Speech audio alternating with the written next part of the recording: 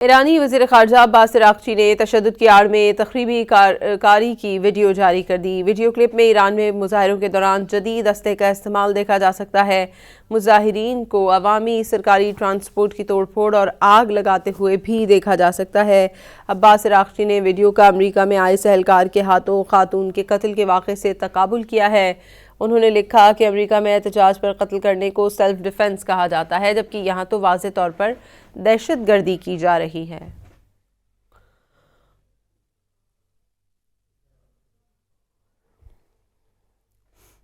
ایرانی وزیر خارجہ عباس عراقچی نے تشدد کی آڑ میں تخریبی کاری کی ویڈیو جاری کر دی۔ ویڈیو کلپ میں ایران میں مظاہروں کے دوران جدید اسلحے کا استعمال دیکھا جا سکتا ہے۔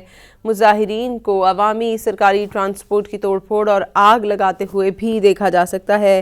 عباس عراقچی نے ویڈیو کا امریکہ میں آئے اہلکار کے ہاتھوں خاتون کے قتل کے واقعے سے تقابل کیا ہے۔